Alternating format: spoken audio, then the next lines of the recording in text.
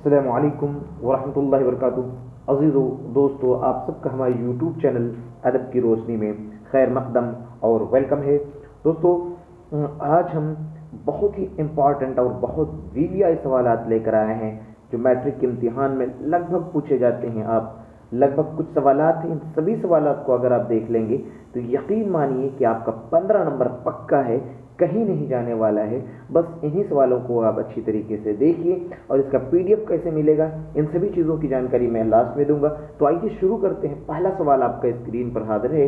غالب کی مکتوب نگاری پر روشنی ڈالیے۔ غالب کی خطوط کی زبان پر 5 لکھیے، یعنی ان دونوں میں سے کچھ بھی آپ کو لکھ دے، دونوں سوالوں میں سے کوئی بھی سوال آ جائے، یہی آپ کو چھاپ دینا ہے ایگزام میں، اور اچھے نمبر 5 نمبر آپ کو حاصل کر لینا ہے۔ خطوط نگاری میں ایک دوسرے سے تبادلہ خیالات اور ایک دوسرے کی خیر و عافیت دریافت کی جاتی ہے، یہ جو ہے خط کا ایک مقصد ہوتا ہے۔ غالب کے خطوط کی زبان انتہائی صاف شفاف اور دلکش ہے، یعنی ان کی جو ہے زبان جو ہے بالکل صاف اور جو ہے صاف شفاف ہوتا ہے اور بہت ہی دلکش ہوا کرتی ہے۔ اگلا ہے، انہوں نے فارسی میں شاعری کی اور اپنے عہد میں عمدہ اور بامحاورہ زبان کا استعمال کیا۔ ایک انسان جب دوسروں کو اپنی باتیں کہتا ہے تو اس تک پہنچنے کے لیے پہلا شرط یہ ہوتی ہے کہ اگلا اس کی زبان کو سمجھ رہا ہے یا نہیں۔ غالب کو اس میں کمال کا درجہ حاصل تھا، یعنی غالب اپنی جو ہے مکتوب نگاری میں ان سبھی چیزوں میں کمال اور دسترس حاصل انہیں تھا۔ تو اب غالب کے بارے میں اگر کچھ بھی نہیں معلوم ہے تو غالب کے خطوط کے بارے میں وہ اچھے خطوط لکھتے تھے، ان کے سبھی خطوط جو ہے دوسروں کو جو ہے اچھی طریقے کرنے کے لیے اس طرح سے آپ لکھ دیں گے۔ اگلا سوال جو ڈاکٹر بھیم راؤ امبیڈکر کے آئینی خدمات پر پیش کریں۔ کبھی کبھی یہ سوال ڈاکٹر بھیم راؤ امبیڈکر کی جیونی کے بارے میں بول دیتا ہے، تو اگر آپ جیونی کے بارے میں بول دیں تو آپ یوں لکھ سکتے ہیں، ڈاکٹر بھیم راؤ امبیڈکر کا نام لکھ دیں گے، ان کی بیوی کا نام لکھ دیں گے، ان کی اماں حضور کا نام لکھ دیں گے، ان کے کیا کہتے ہیں ان کے دادا کا نام لکھ دیں گے، کتنے سال کی عمر میں ان کی شادی ہوئی تھی اور کس سے شادی ہوئی تھی، کتنے سال کی عمر میں شادی ہوئی تھی، کتنے سال میں کی عمر میں جو انہوں نے اسکول میں داخلہ لی، اتنی چیزیں لکھ دیں گے تو اب کافی ہے۔ تو چلیے، ڈاکٹر بھیم راؤ امبیڈکر نے ملک و قوم کی خدمات کیا کی انجام دی۔ بھیم راؤ امبیڈکر نے ہندوستان کی دستور سازی، دستور کا مطلب ہوتا ہے ہندوستان کے قانون میں، ایک اہم کردار ادا کیا۔ اس کے علاوہ دستور ہند میں سیکولرزم کا تصور پیش کر کے ہندوستان کے کثیر مذہبی اور کثیر لسانی معاشرے میں مساوات پیدا کرنے کی کامیاب کوشش کی۔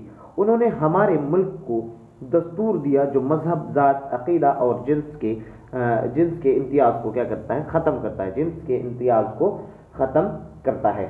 تو دوستو پھر چلتے ہیں اگلے سوال کی طرف، جو کہ بہت ہی امپورٹنٹ ہے۔ وہ دیکھتے ہیں، سر سید احمد خان کی مختصر تعریف لکھی، یعنی سر سید احمد خان کے بارے میں آپ کو لکھنا ہے۔ تو آئیے دیکھتے ہیں کیا ہے۔ سر سید احمد خان کی پیدائش 1817 عیسوی دہلی میں ہوئی۔ اس کو بہت اچھی طریقے سے، جو میرے آف لائن کلاسز کے بچے ہیں اس کو تو حلوہ ہے ان کے لیے سوالات۔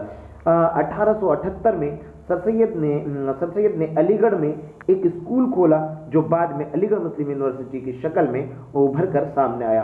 انہوں نے رسالہ تہذیب الاخلاق جاری کیا۔ اس کے علاوہ آثار و سنادید، اسباب بغاوت ہند کی تصنیف کی۔ 1898 میں انتقال ہوا اور علی گڑھ مسلم یونیورسٹی میں ہی دفن ہوئے۔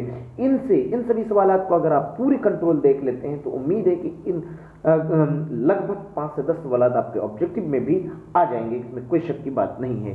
اگلا سوال ہے کوشچن نمبر 4 میں آپ کا دیکھ سکتے ہیں، ڈپٹی نذیر احمد کی مختصر تعریف پیش کیجیے۔ جواب ہے، ڈپٹی نذیر احمد کو اردو ناول نگار کا بانی کہا جاتا ہے۔ ڈپٹی نذیر احمد جو ہے اردو کے ناول کو سب سے پہلے لکھا ہے۔ ڈپٹی نذیر احمد کی پیدائش 1838 عیسوی میں ضلع بجنور یوپی میں ہوئی۔ والد کا نام سعادت علی تھا۔ ابتدائی تعلیم گھر پر حاصل ہوئی اور اعلیٰ تعلیم حاصل کرنے کے لیے دلی چلے گئے اور میراث العروس اور ابن الوقت جیسے مشہور ناول انہوں نے لکھے، اور 74 سال کی عمر میں فالج کا اثر ہوا اور 28 دسمبر 1910 میں ان کی وفات ہو گئی۔ اس ناول ڈپٹی نذیر سے بھی اینی ہاؤ آبجیکٹو میں رہے یا سبجیکٹو میں رہے ایک سوال رہ جاتا ہے، اس کی جو ہے اچھی طریقے سے دونوں کو یاد کر لیجیے۔ 36 میں پیدائش، 1910 میں ان کی وفات، یہ تو طے ہے کہ آ جائے گا، یا نہیں تو نذیر احمد کی ناول کے بارے میں آ ہی جاتا ہے۔ اگلا سوال ہے کوشچن نمبر 5 میں کچھ سوالات ہیں، پورے سوال کو غور سے سنیے گا، غور سے دیکھیے گا اور بار بار پڑھیے گا۔ امید ہے کہ آپ سبھی سوالات کو ایگزام میں چھاپ کے آئیں گے۔ ادب کی پہچان کے حوالے سے اور अदब की मुख्तसर तारीफ लिखी, यानी अदब किसे कहते हैं। अदब यानी तहजीब, तमद्दुन, साहित्य हम जिसे कहते हैं, जिसे लिटरेचर कहते हैं, उसे ये अदब कहते हैं। अदब दरअसल एक ख़ास किस्म की तहरीर का नाम है, और अदब का सिर्फ एक ख़ास असलूब ही नहीं, एक ख़ास क्या है, मवाद है। क्या है? मवाद है। मुख्तलिफ मौज़ूआत पर जो कुछ भी अदबियत के साथ लिखा जाए वो अदब है। अदब की कुछ ख़ास मौज़ूआत और हैयतें हैं जिनका इजहार कुछ मुतय्यन असनाफ में होता है जो इन असनाफ से बाहर है, अदब नहीं है। इन चीज़ों की पहचान को ही अदब की पहचान कहते हैं। यकीन मानिए आप इन सवालात को मैंने सबसे पहले इसलिए लाया कि आप इन सवालात को अच्छी तरीके से पढ़ लें, रट लें, अच्छी तरीके से समझ जाएं, समझ करके पढ़ें। तो उम्मीद क्या इसके बाद में अच्छे जो आपके क्लासेस हैं मैं लाता रहूँगा ताकि आपके लिए अच्छे से रिवीजन हो जाए। प्रीवियस ईयर क्वेश्चंस लाऊंगा, अगले 2-3 दिनों के अंदर फुल तैयारी कराऊंगा आप लोगों को। अगला है मजमून निगारी पर मुख्तसर नोट लिखिए। मजमून निगारी पर मुख्तसर नोट लिखिए। मजमून कदीम नसरी सिर्फ है। मजमून कदीम नसरी सिर्फ है जिसमें किसी खास अनवान पर बहस होती है। मजमून मुख्तसर भी होता है और तवील भी। मजमून निगारी में काफ़ी आज़ादी और कुशादगी है, मतलब पूरी आज़ादी होती है। मजमून अगर लिखते हैं तो आप जैसे कलम के बारे में लिख रहे हैं तो कलम के बारे में जो कुछ भी आप जानते हैं आप पूरा छाप देना है कलम के बारे में, ये किताब के बारे में। चूँकि आपके मजमून लिखना है ईद उल फित्र पे, रमज़ानुल मुबारक पे, या फिर मुहर्रम पे, तो मुहर्रम पे मजमून कैसे लिखा जाता है और उन सभी मतलब कौन कौन सा वायरल मजमून है, 5 मजमून को आप लिखेंगे कि आपका हो जाएगा, एग्जाम में आ जाएगा।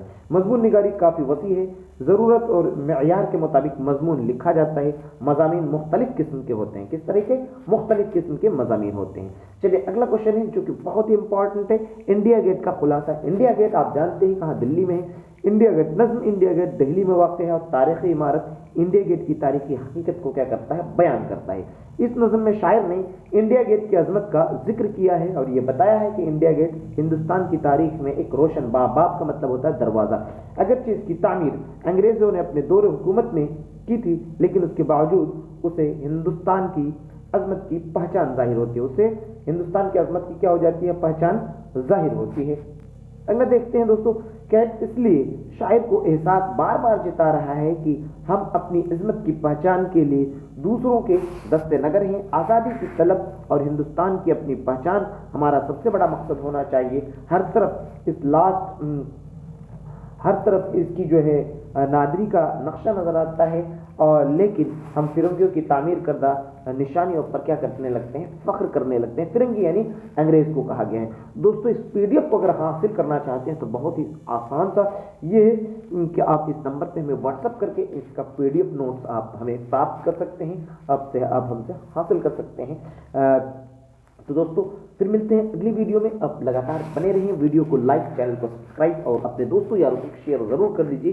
ये बहुत ही अहम है ताकि उनका भी उर्दू की इशाअत, फ़रोग़ और तरक्की हमारे हाथों हैं। हम चाहते हैं कि उर्दू की इशाअत और तरक्की हो। तो दोस्तों फिर मिलते हैं अगली वीडियो में, तब तक के लिए खुदा हाफिज़ और एग्ज़ाम की तैयारियों में मस्त रहें। और अगली वीडियो में फिर मज़ेदार फिर वायरल सवाल को आपके सामने लेकर हाजिर होऊंगा।